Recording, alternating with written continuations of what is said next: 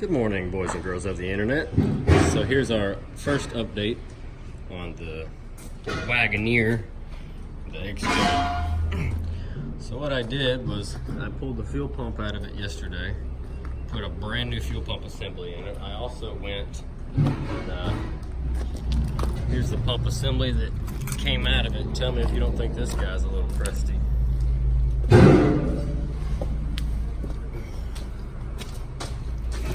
This was the one that was in the tank, and unfortunately, the inside of the tank was pretty nasty. So I ended up dropping the whole tank. You don't actually have to completely remove the tank on the X2 to change the pump. It's pretty easy. But because of the condition of the inside of the tank, I went ahead and dropped the whole thing out, cleaned the tank really good with CLR and stuff, put me some BBs and bolts down in it, shook the crap out of it, and let it knock all that rust loose. After it sat, I let it air dry for a while. I mixed some fresh gas and put in it, swashed it around again, emptied it, let it sit for another hour or so, reinstalled it back in the car, and put gas in it. And now what we have is fuel pressure, finally. So what I'll show you is you've got a little bleeder valve right here. And I had a little thing I was using earlier just to poke it. And you see, we got good gas now. It smells like gas this thing might actually want to run on. Got it in the tank. So that's good. And then I noticed this crank position sensor has been patched together, and when I went to do a ohm test on it, that wire completely broke out of the rigged up thing that they had going on here. So I did my test anyway. I put it on here and then on the other one, and the ohm resistance from the Cherokee forums that I read, the ohm resistance isn't as accurate as a voltage test, which I just read it by the ohms before. But apparently you get your voltmeter and you set it to AC voltage, and then you put your two wire ends, or your two little prongs, into the wires, unplug this so that it doesn't get a read to the computer to start the vehicle, and then you spin the motor over for about 20 seconds, and you see what the voltage builds up to. It went from 2 to, well, it went from 0.2 to 0.3, and then back to 0.2, and then that was it.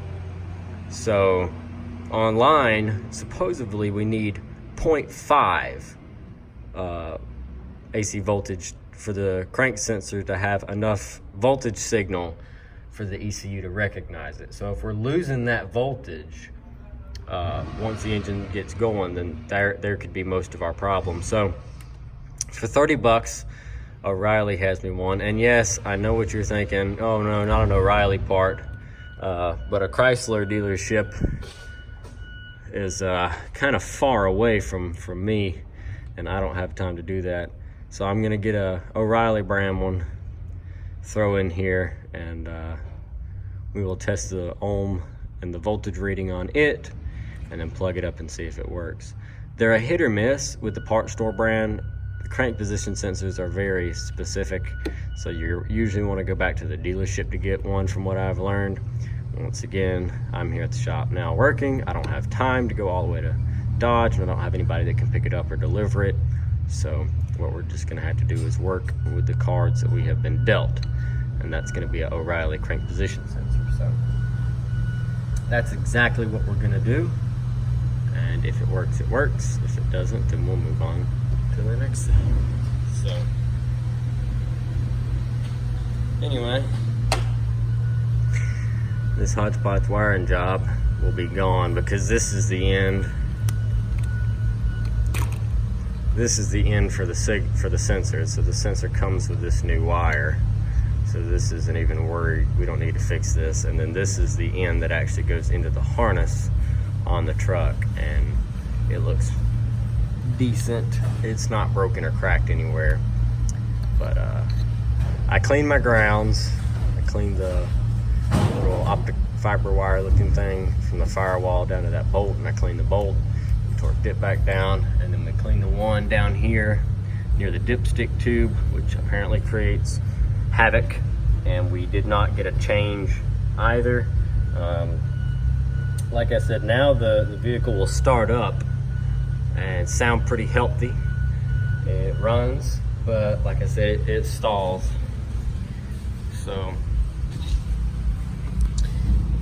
I'm gonna try this crank sensor. I hate throwing parts at things, but I really, you know, you read the internet says that your common things, so I like to replace them. Plus, like I said, because my sister's gonna be driving this, it's probably for the best that I go ahead and replace a bunch of these small components anyway, just so I don't have to do it later on down the road when she's on the side of the road. So I'm gonna throw a crank sensor in it, see what it does, and then if it runs decent, we're gonna do a oil change and flush and everything, and plug some wires, cap and rotor, and I'm gonna tuck up some of these vacuum lines. Nothing major is gone. Everything that needs to be here is still here. There's some more iffy hodgepodge wiring job right here on this what's that, throttle position, but once again, they'll usually run without that sensor, so I'm not too worried about it. Someone has done some cool splicing right here into the, I don't remember what you call this. This is just a Chevrolet thing, but anyway, I'll spin it over so you can hear it. Well, no, that wire is broke now to the crank sensor, so I'm not going to. But like I said, we've got fuel pressure, so we're one step closer.